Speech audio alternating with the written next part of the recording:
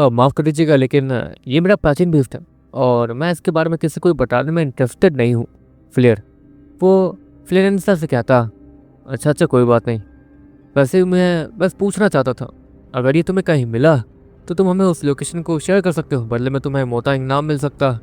हम लोग काफ़ी समय से प्राचीन बीस्ट और एलियंस के डीएनए को मिलाकर एक नया बीस्ट बनाने की कोशिश कर रहे हैं, लेकिन हमारे पास जितने भी डीएनए थे प्राचीन बीस्ट के, वो सारे के सारे खत्म हो चुके हैं। इसलिए अब हमारे पास कोई प्राचीन बीस्ट नहीं है। कोई भी प्राचीन बीस्ट ना होने के कारण हमें परेशानी हो रही है, हमारी रिसर्च बीच में ही रोकनी पड़ रही है। तो मैं बस तुमसे जो बातें करनी होगी हम मिल के करेंगे तो अच्छा रहेगा। अकेले में तो फ्लेनेंसा वो श्योर से कहता, ठीक है, मेरे पास समय रहेगा तो मैं आपके पास ज़रूर आऊँगा ट्रेनिंग के लिए। फ्लेयर इतना कहता और देखते देखते फ्लेयर बिना पंखों के उड़ना शुरू कर देता है। और फ्लेयर को बिना पंखों के उड़ता हुआ देखकर काफ़ी सारे लोग वो तुरंत ही फ्लेयर को गौर से देखने लगते हैं। नहीं, इसके किसी भी बीज के जीन्स का इस्तेमाल किया ही नहीं। क्या ये कोई स्किल है? नहीं, ऐसा कैसे हो सकता है?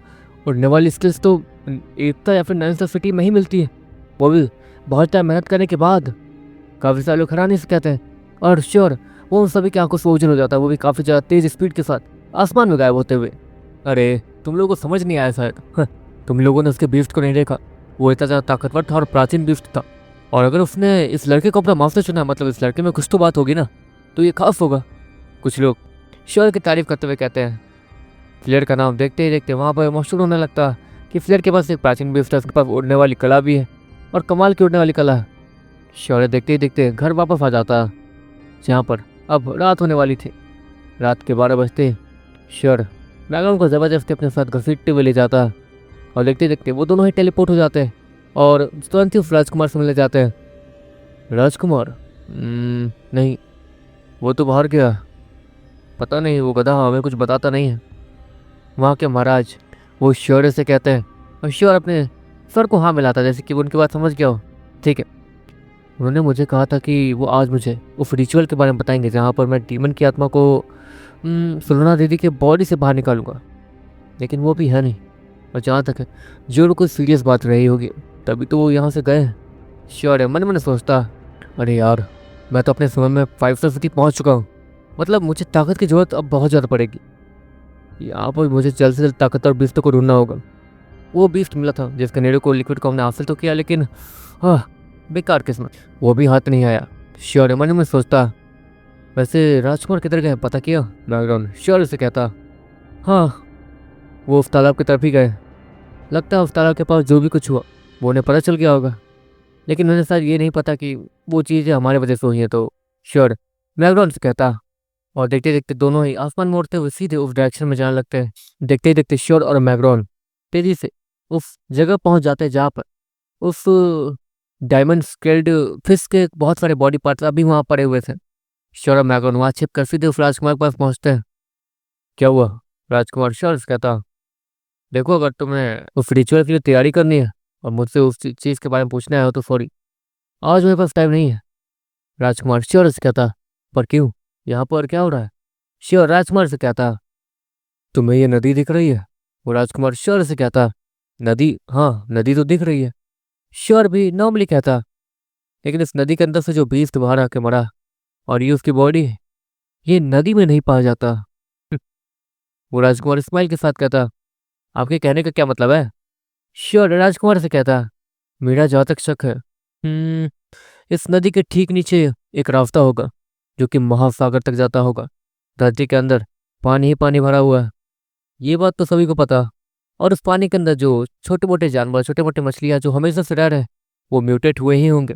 इसलिए महासागर के बीच में अंधेरे में रहने वाले बीस्ट जब म्यूटेट हुए होंगे तो सोचो उनकी ताकत कितनी बढ़ गई होगी और उनके पास किस टाइप की पावर्स आई होंगी। वो राजकुमार थोड़ा सा स्माइल के साथ कहता, और श्योर उस राजकुमार की बात समझ जाता। मतलब आपका कहने का ये मतलब है कि इस छोटे से तालाब के नीचे बहुत बड़ा महासागर है, और अगर है भी तो हम लोग वहां जाएंगे कैसे? श्योर नॉर्मली उस राजकुमार से कहता, तुम नहीं सिर्फ मैं, मेरे पास एक बीस्ट है जो कि पानी में तैरने में मदद कर सकता, इसलिए मैं करीब 1 घंटे तक 2 घंटे तक सांस रोकूंगा और इस पानी में चला जाऊंगा। और मेरे अंदर तो इतनी ताकत है कि मैं आराम से 2 से 3 घंटे सांस रोक ही लूँ।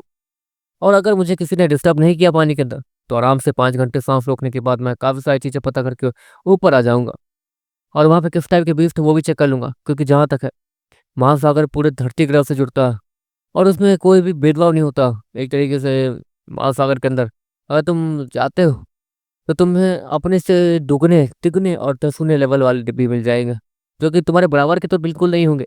वो तुमसे कहीं ज़्यादा ताकतवर होंगे, तुम्हें फूंक कर मार देंगे। महासागर की छोटी सी मछली भी अगर म्यूटेट है तो उसके अंदर इतनी ताकत होगी कि वो आसानी से किसी के भी कचूमर को बना दे। राजकुमार श्योर से कहता, लेकिन आप वहाँ सच में अपनी जान को जोखिम में डाल के जा रहे हैं, पर ऐसा क्यों? श्योर है वो उस राजकुमार से कहता। किसी ने कहा, हाँ मैं जान जोखिम में डाल रहा हूँ, लेकिन मेरे साथ में डीमंस भी तो है। ये डीमंस ये वो आम डीमंस नहीं है। वो राजकुमार श्योर से कहता, अब तक उस पूरे से तालाब के आधे पानी को निकाल दिया गया था, क्योंकि कमाल की बात थी वो भी इतनी जल्दी। श्योर वो देख पा रहा था कि ये राजकुमार सच में काफी ज्यादा टैलेंटेड और काफी ज्यादा अच्छे से गाइड वगैरह करता। मेरा मन तो कर रहा है कि अभी बाहर आऊं और इसे जान से मार दूं। श्योर के निरोकोर से फायर क्वीन वो गुस्से भरी आवाज में गुर्राते हुए कहती है, अरे मेरी माँ शांत हो जाओ, अगर यहाँ बाहर निकली तो पक्का तुम्हारे साथ साथ मैं भी मारा जाऊंगा। श्योर वो फायर क्वीन से कहता और उसे चुप रहने का इशारा करता। ऑफ कोर्स ये राजकुमार उस फायर क्वीन को कैद करके अभी ताकत बढ़ाना चाहता था, ताकि एक तरीके से सभी लोग उससे खौफ खाए। लेकिन श्योर ने उसके प्लान पर पानी फेर दिया था जाने जाने में। लेकिन अब श्योर भी इसमें कुछ कर नहीं सकता था। श्योर ये अच्छे से जानता था। "हम्म, अच्छा तो क्या मैं भी आपके साथ चल सकता हूँ किसी तरीके से?" श्योर उस राजकुमार से कहता, नहीं नहीं, बहुत बड़ा रिस्क है, इसकी बड़ी बात समझो और चुपचाप यहीं रहना। वो राजकुमार श्योर और मैगन को अच्छे से समझाते हुए कहता, ताकि वो दोनों उस छोटे से होल के अंदर जाने की हिम्मत ना करें, जो कि अब वहां सभी को दिखने लगा था। सारा पानी उसी होल से ऊपर आता था और उसी होल से नीचे जाता था। उस मिट्टी के बीच में, वो बड़े से तालाब के बीच में जो मिट्टी थी, वहां पे वो होल बना हुआ था। और सच में वहां पे खतरा तो देख के ही पता चल रहा था कि खतरा बहुत है, क्योंकि उस होल के अंदर जो पानी था वो देखने में पूरे तरीके से काला लग रहा था, लेकिन उसका मतलब ये था कि अंदर पूरा अंधेरा है। राजकुमार अंधेरे में क्या ढूंढेंगे? शर फिर से मन में सोचता। देखते देखते वो राजकुमार कम से कम 4 घंटे बाद बाहर आते हैं और वो लंबी लंबी सांस लेने लगते हैं। जाहिर सी बात है कि उस राजकुमार ने बहुत देर तक अपनी सांस रोक ली थी, लेकिन उसकी हालत थोड़ी खराब भी लग रही थी। राजकुमार श्योर और बाकी सभी तेजी से राजकुमार की तरफ बढ़ते हुए कहते हैं। एक अगले पल वो राजकुमार सभी को वहीं रुकने का इशारा करता है और पीछे हटने लगता है, जैसे कि वो अपने पीछे किसी को अट्रैक्ट करके लाया हो। जिससे होगा ये कि एक तरीके से पानी का वो मौका जो कि पानी में खतरनाक हो सकता है, इतने सारे लोगों के बीच आकर आसानी से हार जाएगा और कोई ना कोई उसे टेम कर ही लेगा। वो फिर राजकुमार को ये अच्छे से पता था, इसलिए वो राजकुमार अच्छा सा प्लान बनाकर उस बीस्ट को अपने पीछे जैसे तैसे लेके आया था ललचाते हुए। अगले पल वो बीस्ट जो कि नीले रंग का दिख रहा था, वो मछली जैसा था और पूरी बॉडी उसकी नीली थी और थोड़ी चमक भी रही थी। उसके बॉडी से हल्की सी नीली रोशनी भी निकल रही थी, जो कि चारों तरफ रोशनी फैला रही थी। वो मछली जैसा दिखने वाला बीस्ट बाहर आता है और राजकुमार की तरफ तुरंत ही टूट पड़ता है। उस मछली जैसे बीस्ट के पाँव भी थे, जो कि भागने में उसकी मदद कर रहे थे। मतलब यहाँ पर कोई भी भागने वाला सेफ तो बिल्कुल नहीं है। सारे सैनिक वो अपने भाले को तैयार करते हैं और सीधे उसे गोल घुमाकर तेजी से एक अजीब से स्विंग के साथ उस बीस्ट की तरफ फेंकते हैं। यहाँ पर वो बीस्ट इतने सारे भालू को अपने करीब आता हुआ देखकर थोड़ा घबरा जाता है और पीछे हटने लगता है। लेकिन अगले पल उनमें से एक भाला उस मछली के पूंछ पे लग जाता है, जिसके कारण वो मछली वहीं अटकी की अटकी रह जाती है और अपने चारों तरफ देखने लगती है, जैसे कि अब ये लोग जो वहाँ आ रहे हैं वो पक्का उसे फोर्स करवाएंगे कि वो उनके हाथों टेम हो जाए या फिर उसे जान से मार देंगे। इसलिए वो फिश वो बेझिझक अपने आप को सेक्रीफाइस करने के लिए तैयार थी और पहले ही अपनी आंखें बंद करके लेट चुकी थी, जैसे कि उसने मौत को एक्सेप्ट कर लिया हो। श्योर ये सब देखता, देखिए हमें इसे मारना नहीं चाहिए। श्योर राजकुमार से कहता, तुम कह तो ठीक रहे हो, इसे मारने से हमारा कोई फ़ायदा नहीं होगा, ना ही इसे टेम करने से। असली फ़ायदा तो इसके दिमाग में है। वो राजकुमार श्योर से कहता, मैं मतलब नहीं समझा। श्योर वो भी उस राजकुमार से कहता, देखो अगर अगर तुम उसे टेम करने के फिराक में हो तो भूल जाओ, अगर ये तुम्हारे हाथों टेम हुआ तो फिर भी ये अपने बॉस के खिलाफ मुंह नहीं खोलेगा। और वैसे भी इसका वो बॉस जो भी है वो पानी के नीचे रहता है, तो ऑफकोर्स हमें उसके बारे में थोड़ा भी नहीं पता होगा। और वो कैसे रहता है, किस फोर्स के अंदर, पानी के कितनी गहराई में रहता है, वो भी हमें नहीं पता। इसलिए हमें एक एक कदम फूक फूक कर रखना होगा, ताकि महासागर के असली किंग को हमारे बारे में कुछ ना पता चल सके और हम बहुत सारे रिश्तों का सौदा भी कर सके। वो राजकुमार श्योर से कहता, और श्योर अब जाके सब कुछ समझा था। मतलब पानी वाले बीस्ट जो कि सागर में रहते हैं, बड़े से महान सागर में जो कि धरती के नीचे है, और सच में वहाँ के मिलने वाले बीस्ट वो सच में कुछ ज़्यादा ही कमाल के लग रहे थे। ये बीस्ट भी जो उनके सामने एक तरीके से ज़मीन पर फँसा हुआ था, उसने पहले ही अपनी मौत को एक्सेप्ट कर लिया था और वो किसी भी इंसान के निरखों में जाने में इंटरेस्टेड नहीं दिख रहा था। सुनो, श्योर, बीच में टोकते हुए कहता है, लेकिन श्योर हो? क्योंकि वो उस बीस्ट से बात करने की कोशिश कर रहा था, इसलिए सभी लोग अभी के लिए श्योर से दूर हट गए थे। और वैसे भी वो राजकुमार भी यही चाहता था कि श्योर वो उस बीस्ट से बात करे और उससे ये पता करे कि आखिर उसका वो किंग कहाँ रहता है, उस महान बड़े से सागर के बीचों बीच। उसका किंग कहाँ मिलेगा उस अंधेरे सागर के कहीं बीचों बीच? वो राजकुमार यही सोच रहा था। देखो, बुरा मत मानना, लेकिन अगर तुम्हें अपनी जान बचानी है तो हमारे कुछ सवाल का जवाब दे दो बस। श्योर उस ब्लू फिश को देखते हुए कहता, पानी में जा। वो ब्लू फिश वो थोड़ा सा रिस्पॉन्स करते हुए कहता और अपनी आंखें बंद रखता। आपको वो बिना पानी के मरने वाला था, देखकर ही लग रहा था, और वो अपनी मौत को एक्सेप्ट कर रहा था। राजकुमार, ये हमें कुछ बताने नहीं वाला, ये तो खुलेआम सबके सामने अपनी मौत को एक्सेप्ट कर रहा। श्योर वो राजकुमार से कहता, लगता है इनका राजा जो भी है, इनका किंग, उस महान सागर की सारी प्रजाति और सारे म्यूटेंट बीस्ट जो कि पानी के अंदर रहते हैं, वो अपने किंग के लिए बहुत ज़्यादा लॉयल है। शायद लॉयल, ये छोटा बीस्ट है, ये अपने किंग के लिए इतना लॉयल है, तो सोचो। वो राजकुमार भी हैरानी से कहता, ऑफकोर्स ये फिश मर रहा था, लेकिन फिर भी अपने किंग के बारे में एक वर्ड तक नहीं मुंह से निकाल रहा था ताकि वो जिंदा भी बच जाए। छोड़ दो उसे, वो राजकुमार सभी से कहता, और श्योर उसके बात समझते हुए उस भाले को निकाल देता है। जिसके बाद वो फिश वो श्योर को देखने लगता, हम तुम्हें मानना नहीं चाहते, बस गहराइयों के बारे में जानना चाहते हैं और कुछ नहीं। श्योर उस फिश के सर को फैलाते हुए उससे कहता, अगर कोई चीज़ जानना ही चाहते हो तो उससे जुड़ के देखो, उससे अपने आप पहचान जाओगे और जान जाओगे। वो ब्लू फिश वो श्योर से कहता, और देखते देखते वो एक छलांग लगाने के बाद उस छोटे से होल में कूद जाता है जो कि अंधेरे पानी से ढका हुआ था। इसे ढक दो, ये रास्ता हमें महासागर से जोड़ रहा, जो कि हमारे लिए अच्छी चीज़ तो बिल्कुल नहीं है, क्योंकि यहाँ से किसी भी लेवल के बीच आ सकते हैं जो कि हमसे कहीं ज़्यादा ताकतवर हो सकते हैं, क्योंकि महासागर में कोई भी लिमिटेशन नहीं है, कहीं भी कोई भी बीस्ट घूम सकता है, कितना भी ताकतवर। इसलिए जब तक हम लोग अपनी ताकत के मैक्स पावर पॉइंट पे ना पहुंच जाए, तब तक हमारा समुद्र पे रिसर्च करना या फिर से छेड़छाड़ करना बहुत ज़्यादा खतरनाक साबित हो सकता है। राजकुमार सभी से कहता है और सभी लोग उसके बाद समझ जाते हैं। लेकिन दूसरी तरफ श्योर वो कुछ सोच रहा था, जिस चीज़ को जानना चाहते हो उससे जुड़ के देखो, उससे खुद ब खुद पहचान लोगे। हाँ, मुझे ऐसा क्यों लग रहा है कि इसके मदद से मैं कुछ कर सकता हूँ? श्योर मन ही मन सोचता। दूसरी तरफ वो राजकुमार श्योर को देख रहा था, क्योंकि वो राजकुमार श्योर के पलट के चलने का इंतजार कर रहा था ताकि वो श्योर वो राजकुमार के साथ चले। माफ़ कर दीजिएगा राजकुमार, हमें शिकार करना होगा। अब हम लोग 5वें सितारे वाले कबीले आ गए हैं, लेकिन यहाँ पर अभी भी हमारी ताकत ज़्यादा नहीं है, हमें ताकतवर बनना है। श्योर राजकुमार से कहता, ठीक है, लगता है वो काम कर ही होगा, है ना? वो राजकुमार श्योर से कहता, जी। श्योर भी नॉर्मली कहता, और वो राजकुमार वहाँ से चला जाता। श्योर क्या हुआ? तुम तो फ्लोना के लिए उस रिचुअल को हासिल करना चाहते थे, है ना? बैकग्राउंड श्योर से कहता, करना चाहता था, लेकिन अभी कुछ ऐसा जो कि हम हासिल कर सकते हैं। श्योर बैकग्राउंड से कहता, और बैकग्राउंड उससे उसकी बात समझ नहीं आती। हमको वो गिफ्ट था, लेकिन उसके विल पावर्स को उससे छीन लिया गया था। लेकिन रिसेंट से ही, मतलब कुछ समय से ही बैकग्राउंड में बहुत सारे चेंजेस दिखने लगे थे, जिससे ये साबित हो रहा था कि जैसे जैसे बैकग्राउंड ताकतवर हो रहा है, उससे उसकी शक्तियाँ थोड़ी बहुत वापस मिलती जा रही है, और वो उस सील पे काबू करते जा रहा है। जहाँ तक है बैकग्राउंड, उसकी विल पावर धीरे धीरे थोड़ी थोड़ी वापस आ रही थी, जिसके कारण उसे किसी से भी डर लगना बंद हो गया था। और तो और सामने मौजूद कोई भी हो, वो उससे उसी तरीके से लड़ सकता है जिस तरीके से सामने वाला मैग्राउंड से लड़ना चाहे।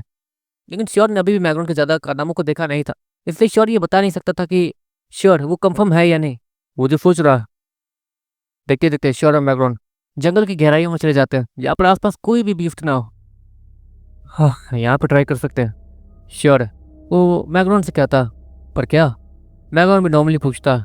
श्योर अपनी आंखें बंद करता और अपनी आंखें तुरंत ही खोलता, जिसके बाद वो आसपास की दुनिया को थोड़ी अलग तरीके से देखने की कोशिश करता, जैसे कि वो उसके बॉडी पार्ट का एक हिस्सा हो, लेकिन वो उसमें कामयाब नहीं हो रहा था। श्योर रेड मंकी को बुलाता, अच्छा सुनो, तुमने अर्थ एलिमेंट में सारी चीज़ों को काबू करना सिखाया ना, तो ऐसा कैसे कर लेते हो तुम? श्योर रेड मंकी से कहता, जो मैंने तुम्हें दिव्य कला का वो तीसरा पड़ाव, मतलब तीसरा पड़ाव उसके प्रैक्टिस करते हुए देखा, तो उसे देखकर मैं कुछ कुछ सीख रहा था। उसे देखकर ही मुझे एक्सप्रेशन मिली और मैंने ये सब किया, वो भी जरूरी समय आने के बाद, क्योंकि उससे पहले मुझे ये नहीं आता था। रेड मंकी श्योर से कहता, तुम्हें जो सीखा वो मुझसे ही सीखा, और मुझे समझ नहीं आ रहा कि मैंने उस समय किया क्या जिससे कि तुमने वो चीज़ मुझसे सीख ली। श्योर, मन ही मन सोचता। श्योर, दिव्य कला का तीसरा पड़ाव उसे अच्छे से समझने की कोशिश कर रहा था, जिसमें वो कभी कभी थोड़ा सा कामयाब होता था और आसपास की चीज़ें हिलनी डुलने लगती थी श्योर के दिमाग के हिसाब से। लेकिन अभी तो श्योर दिव्य कला के तीसरे पड़ाव पे एक तरीके से आके अटका हुआ था। ठीक है, हाँ, इस जगह से जुड़ना होगा। किसी चीज़ को अगर जानना हो तो उस चीज़ से जुड़ जाओ। फिर हाँ, समझ गया। श्योर इतना कहने के बाद अपनी आंखें बंद करता और वहाँ बैठ जाता ताकि वो ध्यान लगा सके। और ध्यान लगाने के साथ साथ वो आसपास के इन्वायरमेंट से जुड़ने की कोशिश कर रहा था, जैसे कि वो उसके बॉडी पार्ट्स हों। मैग्राउंड भी समझ आता है कि श्योर करना क्या चाहता है, इसलिए मैग्राउंड भी वहीं पे पलथी मार के बैठ जाता और जो श्योर कर रहा था वो भी करने लगता। लेकिन वो उसमें कामयाब थोड़ा सा भी नहीं हो पा रहा था। ऑफकोर्स उसकी विल पावर चली जा चुकी थी और उसके दिमाग के ऊपर बहुत सारे रिस्ट्रिक्शंस भी लगे हुए थे उसकी सील के कारण, जिसके कारण वो ध्यान नहीं लगा पाता था, बहुत कुछ नहीं कर पाता था। दूसरी तरफ श्योर लगातार अपने दिमाग को आसपास के माहौल से जोड़े जा रहा था, लेकिन वो उसमें ज़्यादा कामयाब नहीं रहा था। लेकिन ऑफकोर्स श्योर को एक अजीब चीज़ मिली थी। श्योर ने किसी की प्रेजेंस को महसूस किया था, लेकिन वहाँ आसपास कोई बीस्ट नहीं था और ना ही किसी बीस्ट की प्रेजेंस थी। मोटे कीड़ी ने भी श्योर को आगाह किया था कि वहाँ आसपास कोई भी बीस्ट नहीं है। अजीब बात, तो फिर ये प्रेजेंस किसकी थी? श्योर मन मन सोचता, लेकिन वो ध्यान लगाना जारी रखता।